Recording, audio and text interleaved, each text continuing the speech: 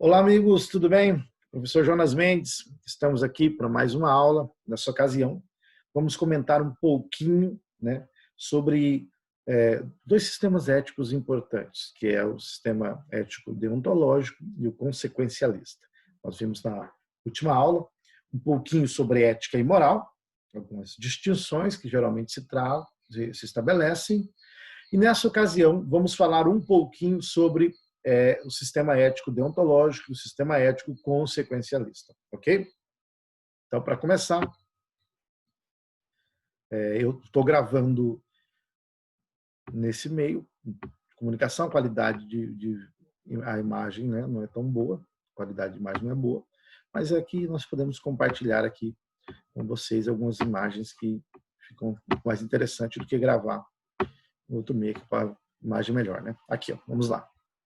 Então, eu posso colocar imagens com facilidade aqui. Sistemas éticos. Então, eu coloquei aqui, temos 3 sistemas éticos nessa imagem aqui. Sistema das éticas teleológicas, tá? Que serão as éticas consequencialistas, que de alguma maneira estão interessadas nas consequências da ação. A ética aristotélica, de alguma maneira, tem um caráter teleológico também, né? Você consegue enxergar um pouco nisso. Temos a ética deontológica, que é a ética do dever, né? Mas a ética teleológica que nós vamos abordar aqui, a consequencialista, vai ser a ética, de alguma maneira, mais utilitarista. Tá?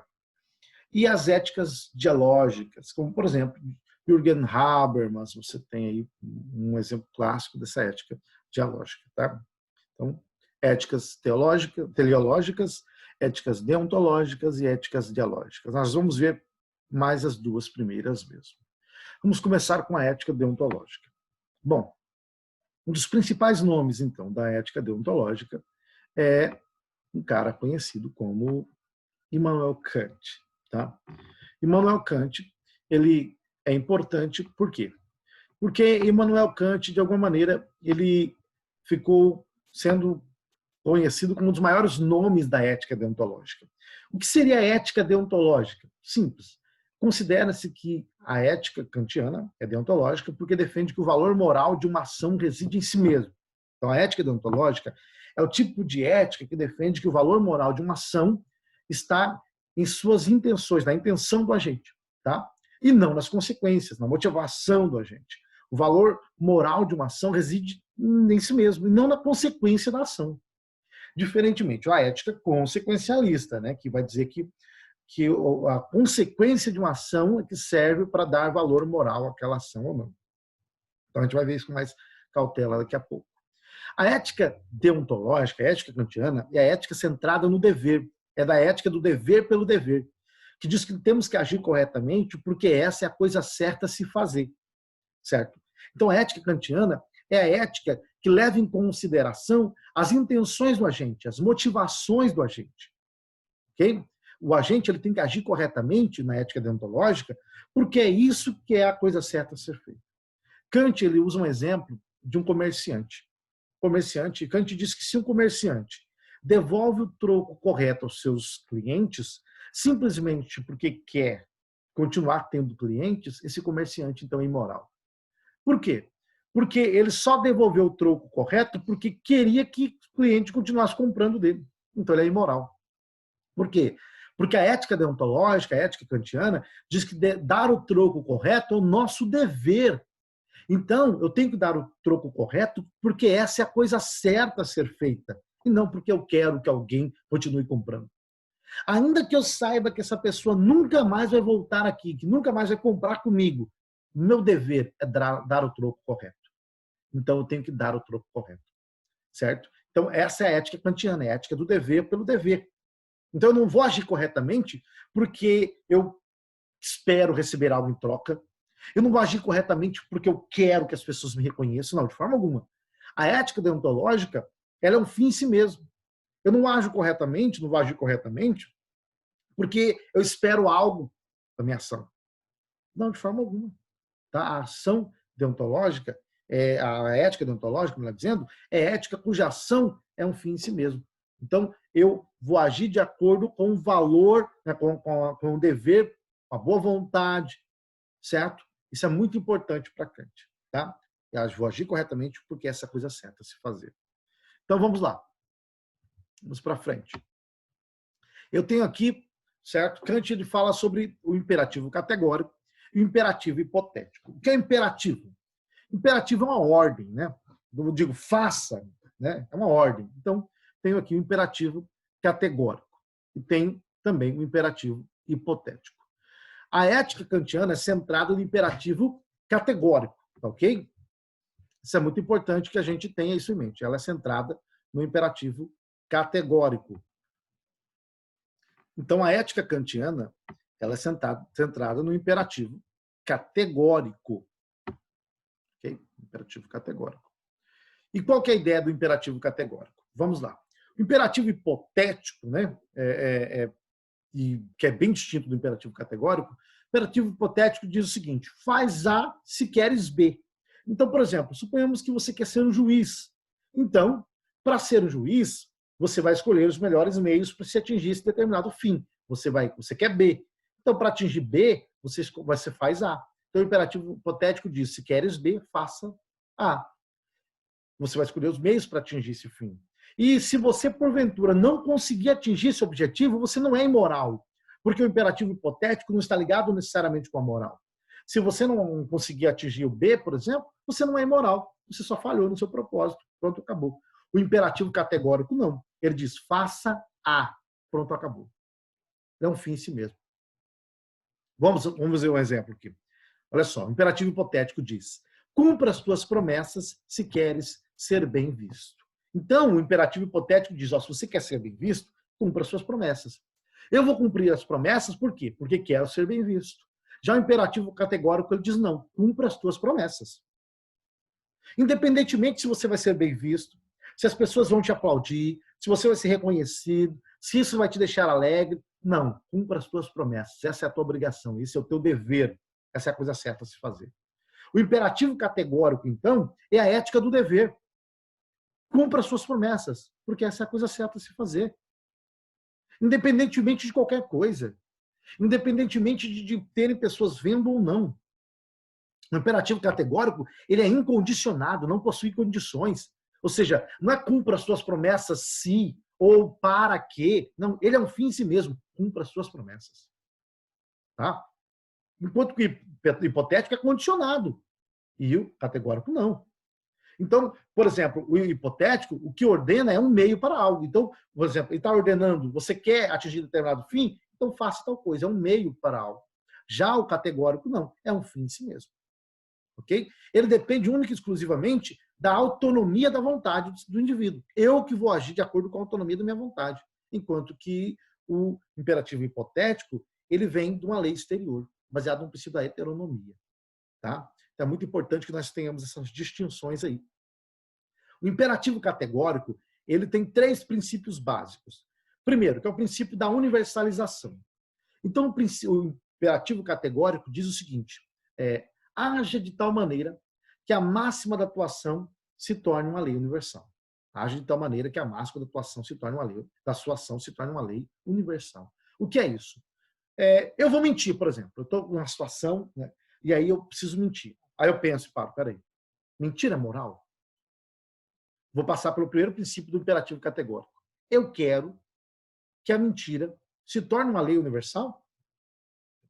Mas se todo mundo começar a mentir, se tornar uma lei universal, então a verdade deixa de existir. A verdade perde o seu sentido de ser.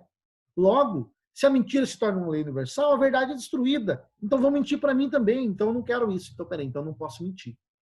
Eu vou roubar alguém. Peraí, mas eu quero que o roubo se torne uma lei universal? Eu vou ser roubado também? Então, não quero. Então, eu não posso roubar, não posso mentir. Eu vou tirar minha própria vida, vou suicidar. Eu quero que o suicídio se torne uma lei universal, mas se o suicídio se torne uma lei universal, todo mundo, a humanidade deixa de existir. Não, eu não quero. Qual que é a ideia do princípio da universalização? Eu não vou agir. Se não pode se tornar uma lei universal, que é válida para todos, que todos devem fazer, então eu também não posso fazer. É o princípio do imperativo categórico. Certo? A partir da minha própria razão, da autonomia da minha vontade, eu consigo decidir se essa ação é boa ou não. Por quê? Porque se ela não pode ser universalizada, então não é boa. Segunda coisa, Kant vai dizer, haja de tal maneira que a sua humanidade, ou a do outro, sempre seja um fim em si mesmo e nunca um meio. Kant vai dizer que eu nunca posso tomar a minha humanidade ou a humanidade de outra pessoa como meio, mas sempre como fim em si mesmo. Por quê? Porque quando eu tomo a humanidade como meio, eu estou utilizando essa humanidade como se ela fosse um objeto. Estou usando a pessoa como se ela fosse um objeto. Então, eu não posso usar uma pessoa como meio para atingir determinado fim. Kant vai dizer que coisas nós usamos, pessoas não, Kant diz. Pessoas respeitamos, pessoas nós valorizamos. É o princípio da dignidade humana aí que Kant já começa a elaborar. Aí. Você percebe que Kant vai mostrar que há uma diferença clara entre objetos e pessoas. Pessoas eu não uso, porque eu uso coisas. Eu uso objetos. Pessoas não. Pessoas eu valorizo. Pessoas eu respeito. Então, eu nunca posso usar a minha humanidade ou de qualquer outro como um meio, mas sempre como um fim em si mesmo. Então, qualquer tipo de ação que vá utilizar a sua humanidade de outra pessoa como meio é uma ação imoral. Porque eu estou tornando uma pessoa, fazendo dela um objeto, uma coisa. E aí, estou violando o princípio do respeito à dignidade humana. Terceira ação, terceiro princípio. Não faça aos outros o que você não gostaria que fizesse a si mesmo. Ou faça aos outros o que você gostaria que fizesse contigo mesmo, né, com você. Então, esses são os três princípios do imperativo categórico que Kant vai mostrar aí, certo? Eu tenho que agir de forma correta, porque essa é a coisa certa a se fazer. Kant, dá para usar aquela ideia de Aristóteles, de Platão ali, né, do livro 2 da República, que Glauco desenvolve, sobre Giges, né, quando descobre o anel e se torna invisível. Dá para a gente usar essa ideia. Podemos dizer que para Kant é o seguinte, moral é aquilo que eu não faria ainda que fosse invisível. Para Kant é isso. Moral é aquilo que eu não faria ainda que fosse invisível. Ou seja, por quê? Porque Kant vai dizer que eu vou agir corretamente não porque os outros estão me vendo.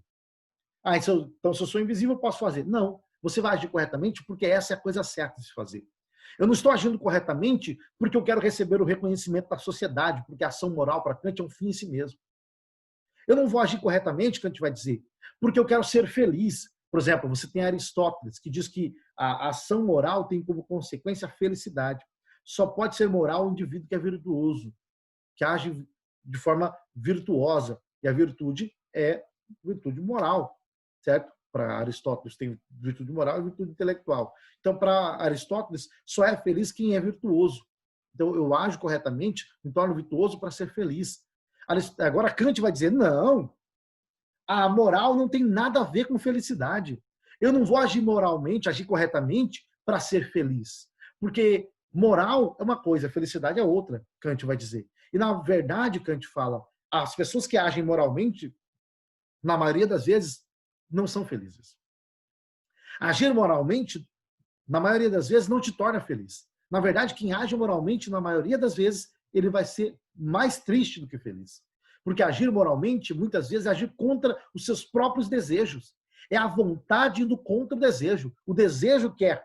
Imagina só, você pode fazer um caixa 2, pegar dinheiro de uma empresa, você vai ficar muito feliz. Esse é o seu desejo. Mas a vontade que era guiada pelo dever, a boa vontade, ela diz, não, essa não é a coisa certa a ser feita. É o dever pelo dever. Eu vou agir corretamente. Ainda que eu queira, meu desejo, né, eu não vou agir assim. Porque a vontade, a boa vontade é guiada pelo princípio do dever, certo? É o dever pelo dever, a coisa certa de se fazer. Então eu vou agir corretamente.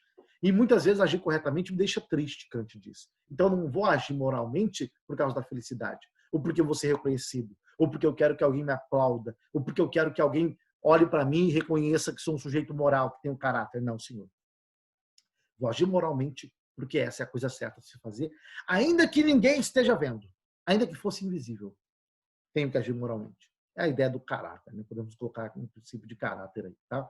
Então você percebe que, né? É claro que Kant ele vai colocar uma ideia, né, de felicidade depois ligada a uma metafísica, mas eu não vou entrar nessa questão aqui, tá? Vamos então para frente. A ética consequencialista. Designamos por ética consequencialista a teoria moral segundo a qual as ações são avaliadas como corretas ou incorretas em virtude das suas consequências. Então, o utilitarismo é a forma mais conhecida de consequencialismo. Então, ou seja, para o consequencialismo, a ação moral, né, as ações são avaliadas como sendo corretas ou incorretas em virtude das suas consequências. Se as consequências foram boas, a sua ação foi moral, foi correta. Se as consequências foram ruins, a sua ação foi imoral, incorreta.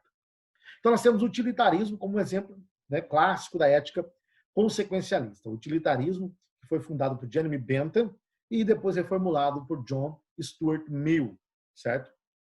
Então, o utilitarismo é um exemplo clássico aí dessa ética consequencialista. Porque o utilitarismo ele se preocupa, de alguma maneira, com a forma que as ações, com as consequências das ações. Temos aqui, então, um quadro para comparar as duas formas.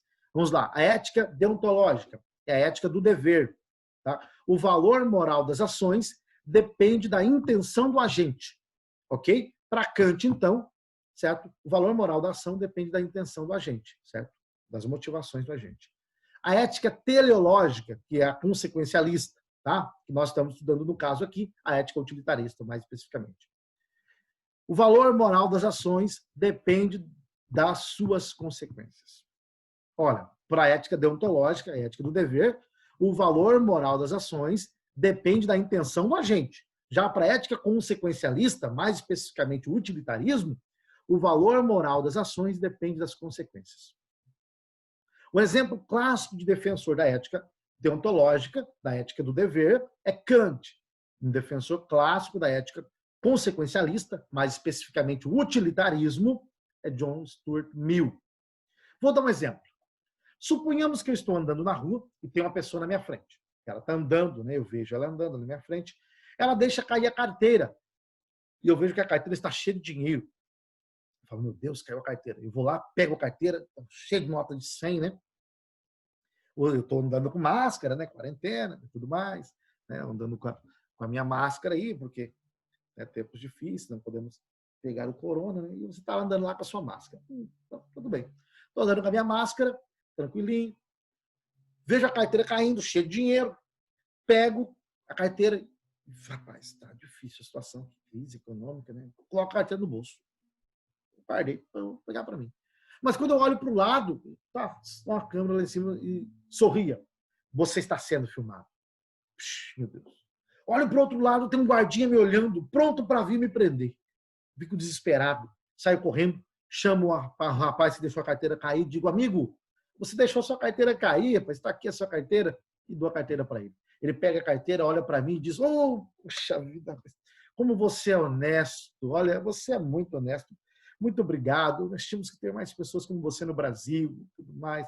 E eu falo, ok, isso, eu sou honesto mesmo. A questão é, eu agi moralmente? Eu agi corretamente? Será que eu fui moral? A minha ação foi uma ação moral por ter entregado a carteira?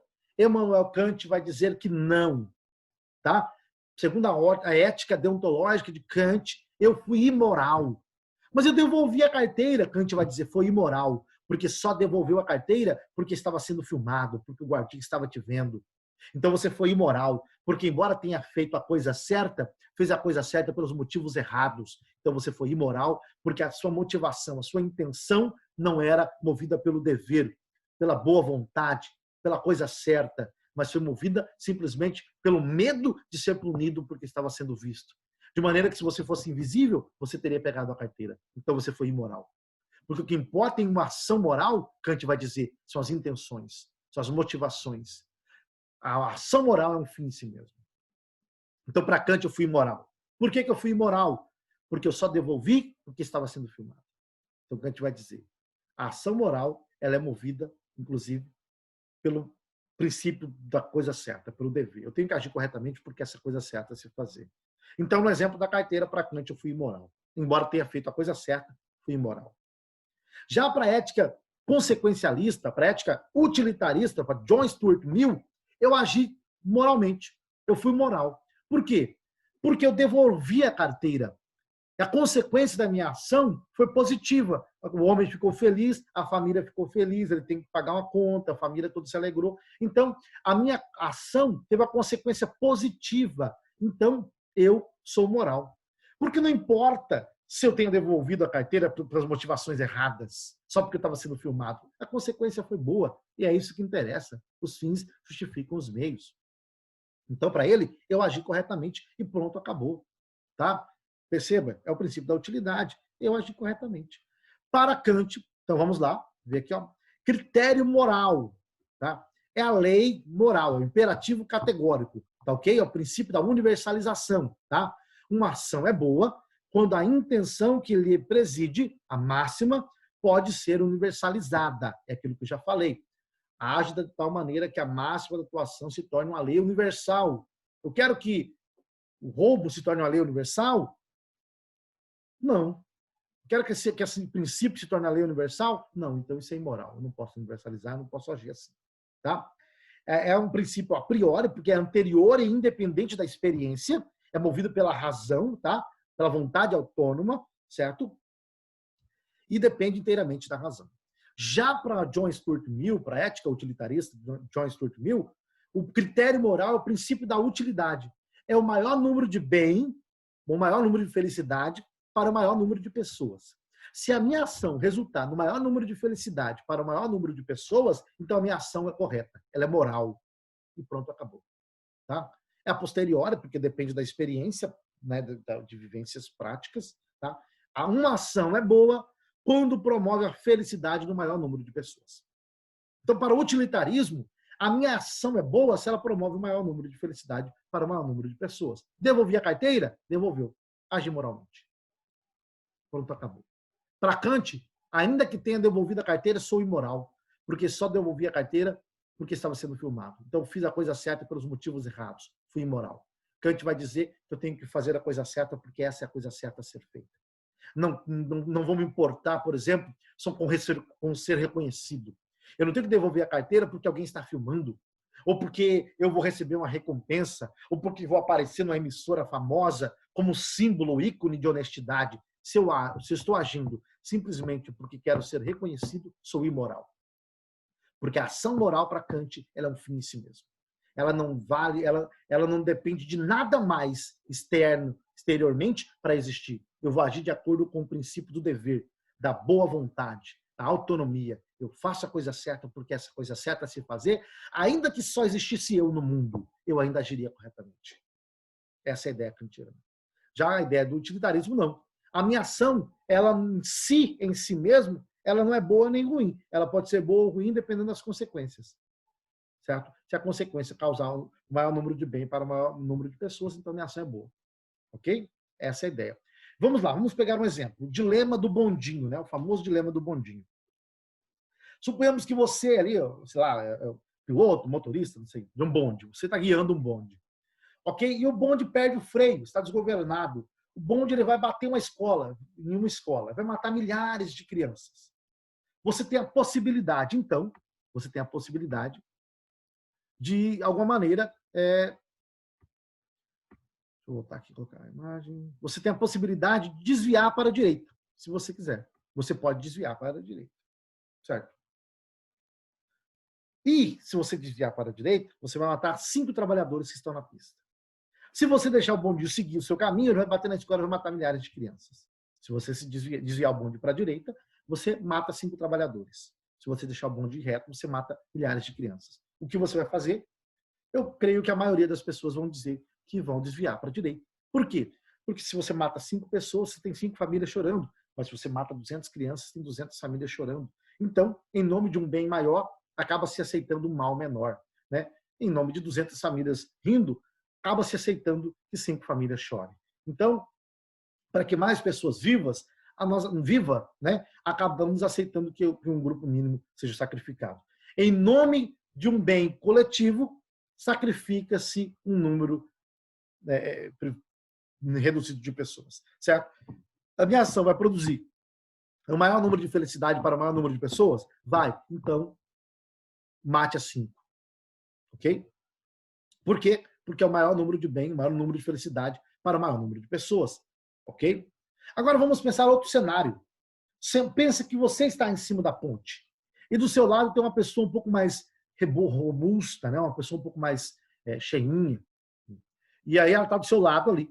E você está em cima da ponte e o bonde está passando. Você pode empurrar essa pessoa no trilho, e se ela cair no trilho, o bonde vai bater nela, vai parar e não vai bater na escola, e não vai matar 200 crianças. Você tem certeza que se você empurrar, o gordinho está do seu lado, desculpa a expressão, ele vai parar o trem. E aí, você empurra a pessoa que está do seu lado ou deixa bater na escola e matar 200 crianças? Segundo a lógica da ética utilitarista, você tem que empurrar a pessoa que está do seu lado. Por quê? Porque se você empurra ela, você mata uma pessoa, mas você salva 200. Então, é o maior número de bem para o maior número de pessoas, ou seja, o maior número de felicidade para o maior número de pessoas. Então, a ação moral aqui é empurrar a pessoa que está do seu lado. Mas se for o meu pai, mesmo assim você tem que empurrar. É o maior número de bem para o maior número de pessoas. Para que 200 riam, é necessário que um chore. Para que 200 famílias se alegrem, uma tem que se entristecer. Então, em nome do bem maior, acaba se aceitando um mal menor. Vamos pensar um outro cenário, então, com a mesma lógica da ética utilitarista. Suponha que eu sou um médico, eu estou no hospital, eu tenho 5 pacientes que vão morrer. Um precisa de um coração, outro do pulmão, outro do rim, outro do... Tenho 5 pacientes, cada um precisa de um órgão. Os 5 vão morrer, é certeza. Os 5 vão morrer. Não tem órgãos para doar, não tem nenhuma possibilidade, não tem, eles vão morrer. De repente aparece um 6º paciente, sadio, bom, tudo em cima, 100%. Ele só apareceu para um check-up rotineiro. Ele só apareceu para um check-up de rotina. Eu tenho 5 pacientes que estão morrendo. Eu tenho um paciente sadio. O que eu faço? 5 famílias que vão chorar. Uma família só. Eu pego os órgãos do único paciente bom e dou um órgão para cada um dos 5. Salvo 5 vidas. Tenho 5 famílias sorrindo e uma família chorando. Em nome de um bem maior, um bem coletivo, acaba se cometendo um mal menor. Ou seja, em nome de um bem maior, acaba se aceitando um mal menor. Então, se a minha ação foi moral, por quê? Porque a consequência da minha ação resultou maior número de bem para o maior número de pessoas. Mas ele estava sadio, ele não ia morrer, e os outros 5 já estavam morrendo. Mas eu acabei salvando 5 vidas. Se para salvar 5 vidas eu preciso sacrificar uma, bom, o maior número de bem para o maior número de pessoas. A consequência da minha ação foi positiva, os fins justificam os meios, minha ação foi moral. É um problema, né? Então, o utilitarismo, ele acaba esbarrando em problemas sérios como esses aqui. Mas a ética deontológica, a ética kantiana, também tem alguns problemas. Vou dar um único exemplo. Suponhamos que você mora na Alemanha, 1938, você é casado, você é casada, você e seu parceiro ou sua parceira desejam muito ter um filho e não conseguem. Vocês tentaram de todo jeito, não conseguem ter um filho. Então, o que vocês decidem fazer? Vamos adotar um filho. Vocês adotam um filho recém-nascido. A vida de vocês muda completamente. Vocês estão vivendo um paraíso, uma alegria. Aquela criança trouxe felicidade, outro ar para casa. Vocês estão felizes. De repente, estoura a Segunda Guerra Mundial. Noite dos Cristais, coisa toda, aquela perseguição aos judeus e tudo mais. De repente, bate lá na sua porta a polícia de Hitler. Gestapo, o SS, tanto faz. Bate lá na sua casa, na porta da sua casa e pergunta: tem algum judeu aqui ou algum descendente de judeu que mora nessa casa? Alguém que tem sangue de judeu aqui nessa casa? E por incrível que pareça, você descobriu no dia anterior que essa criança que você adotou é filho de um casal de judeus. E aí, você diria a verdade? Se você dizer a verdade, a polícia vai pegar a criança, vai levar e vai matar a criança. Você diria a verdade ou não? Ou você mentiria? Kant vai dizer: a verdade, a mentira pode ser universalizada? Não. Então, eu tenho que dizer a verdade.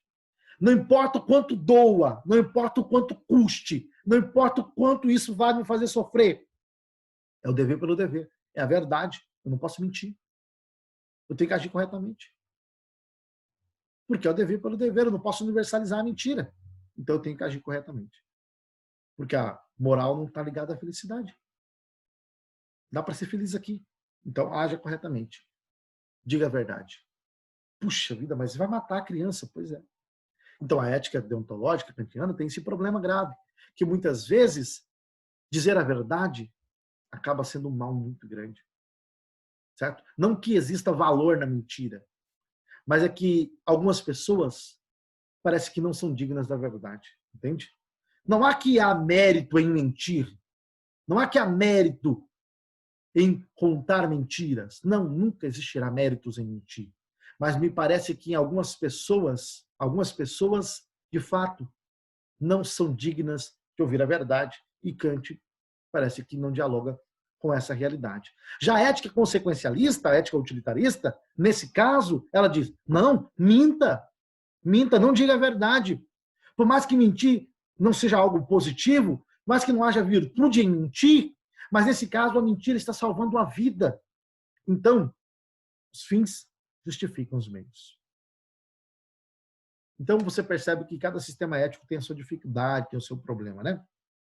Mas é isso aí, eu espero que tenha ficado claro para vocês, tá? Eu encerro a minha participação aqui, deixando um abraço a todos vocês.